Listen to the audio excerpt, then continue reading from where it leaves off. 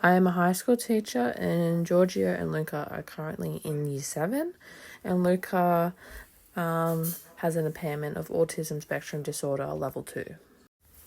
Inclusive education in Australia is an essential right-based obligation implemented in classrooms to improve students with disabilities' overall educational experience. The United Nations Convention on the Rights of Persons with Disability defines inclusive education as a system that promotes, protects, and ensures students with additional needs are provided with opportunities to thrive. Kane, Leach, and Adams elaborate on this and define inclusive education as a means of adjusting and modifying content, strategies, structure, and resources to make a more equitable system across multiple dimensions of schooling. Australia's commitment to providing an equitable system is underpinned by legislation such as Disability Discrimination Act 1992 and the Disability Standards for Education 2005, which aims to make reasonable adjustments to remove barriers for students with additional needs. This proactive approach also reflects Australia's national commitment to teaching standards, knowing the students and how they learn, recognising all students' capabilities, helping build a more cohesive society. Inclusive education has shifted through a segregated integration-focused model to a more inclusive approach.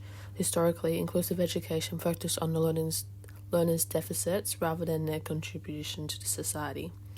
During this period, students with additional needs were often institutionalized, separated from peers, following a medical model of disability approach. This approach slowly shifted, integrating students into mainstream classrooms and becoming more widely accepted. This era led to adoption of the United Nations Convention on the Rights of Persons with Disability and Person-First language. Today, inclusion within the classroom involves adaptation to schools, culture, curriculum, and pedagogy that meets all students' needs. The AITSL highlights this shift as it states teachers are required to create and maintain a supportive, safe learning environment. Another framework that clearly reflects this progression of inclusivity is the Alice Spring Education Declaration. One of the goals in the Alice Spring Education Declaration states that all young Australians should become confident, creative, and active members of the community. This goal clearly reflects Australia's vision to provide equitable and accessible education that supports every student's learning, including students with disabilities. Having a separate unit is incompatible with Australia's commitment to social justice and inclusive education. Segregating students based on their abilities will continue to affect students with disabilities, including facing barriers and feeling excluded in the classroom. This approach will maintain ableism and further preserve stigma by positioning students with additional needs as others, rather than being valued members of the school community. The United Nations Convention on the Rights of Persons with Disabilities, Article 24, clearly states that education is to be delivered in an inclusive environment, not a segregated or parallel system.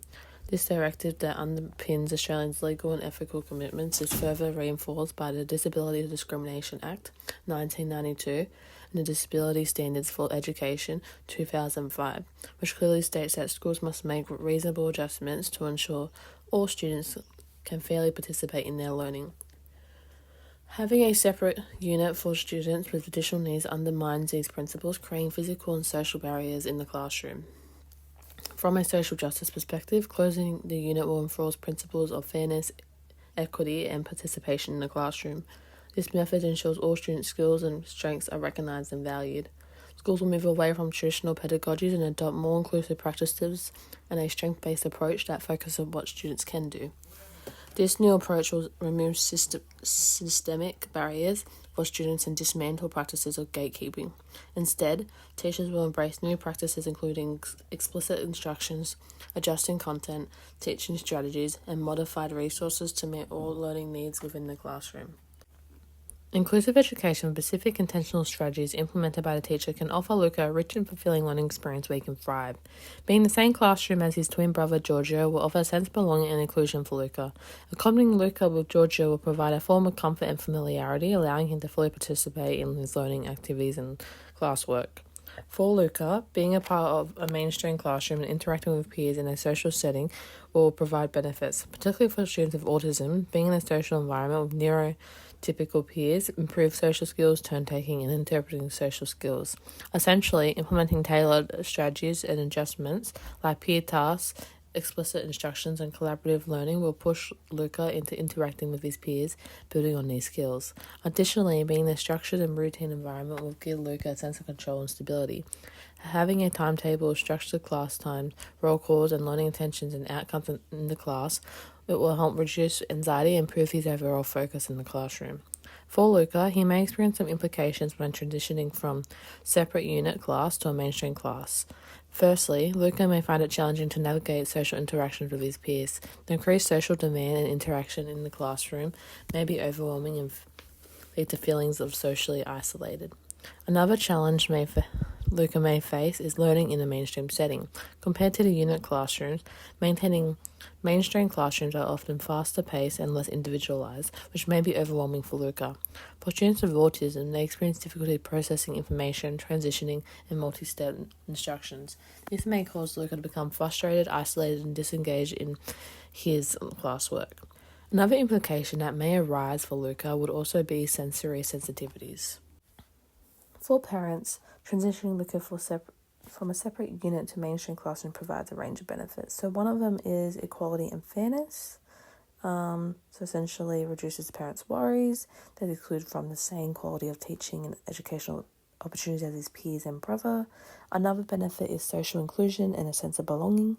So Luca being exposed to social situations will allow him to form peer relationships and become part of the school of community. And it'll also decrease any stigma and sense of otherness in the classroom. And I'll also notice Luca becoming more independent and resilient, which gives the parents a peace of mind and lower stress levels, knowing Luca will be able to thrive and participate in schools. Parents will also have some concerns, as some may include Luca will not receive sufficient individualized support in a mainstream classroom due to the larger volume of students in the environment. Another concern would be the capability of the school not offering inclusion in the system, and essentially another one would be peer relationships. Even though this could be a benefit, the parent may also feel concerned about social integration and fear the risk of isolation and exclusion, as the parents are often apprehensive about how their social development in the mainstream classroom will progress. For the teacher, inclusive education provides opportunities to grow in their profession. The teacher will be able to enhance their teaching skills and develop classroom practices that support students' different learning abilities. This aligns with STEM 1 and 4, creating a safe, supportive classroom and knowing how the students learn. Additionally, implementing inclusive practices in the classroom will help the teacher become more adaptable, reflective, and confident in their teaching. The teachers working with Luca will be encouraged to critically evaluate the effectiveness of their practices and ways to refine their teaching skills, align with Standard 6, engaging professional learning. Another benefit for the teacher is expanding the inclusive settings to collaboration. The teacher will collaborate with support staff and specialists to design effective strategies that will broaden their professional network and knowledge base, aligning with SEN 7 of Australian teaching standards. This will support the teacher's development in creating an inclusive, responsive practice that will support Luca. For the teacher, they may also experience limitations when teaching Luca in a mainstream setting. Firstly, inclusive teaching requires additional preparation, planning, and differentiation to ensure Luca can fully engage and participate in his learning. This means a larger workload and time to ensure this requirement is met for Luca. Without adequate planning time, teachers will experience stress and possible burnouts, which will affect the teaching practice. Inclusive education can benefit other students in their classroom so they can become more tolerable, accepting, and improve their cooperative skills. It will expose them to diversity and reduce stigma and stereotypes in the classroom. Whilst there's also lots of benefits, there's also challenges. So the students might find it difficult to adjust to diverse learning needs. They might become frustrated and lead to conflicts in the classroom. They may also feel like their learning is going to be affected. For example, their own learning pace may feel affected if lessons are adapted to accommodate peers with additional needs. I found several age-appropriate and evidence-based strategies for effective differentiation for Luca. So first I had visual schedule. So this will just be a visual schedule that shows him the day-to-days, which he'll be given every morning. Secondly, I had a social story comic strip. So this is a unique way for Luca to learn and understand social expectations. They'll just describe social situations and explain appropriate responses to this event. We also had a calm corner. So he will go to this area when he becomes overwhelmed or overstimulated, and it'll just be a very calm and low stimulated environment. We also had chunking information. So this means breaking tasks down into smaller bits and scaffold learning approach for him. This will give him a better understanding, and I'll also provide a visual tracker or checklist that provides a clear sense of progression and accomplishment for Luca. Then I had explicit instructions. So this approach will focus on clarity, precision, and directness in the classroom. So for Luca, following this approach will be very beneficial as it will make him feel secure and confident. And I'll also support other students in the room, improving their clarity and building a more inclusive and effective learning environment. Lastly, we had transition planning support. So this is just basically to prevent any stress and anxiety around transitioning. So implementing a visual timer, countdown, or pre-transition warnings will support Luca during this process. So this is just to give him a heads up and assist him in these transitions. So these are some evidence-based approaches that could be implemented to support Luca in a mainstream classroom.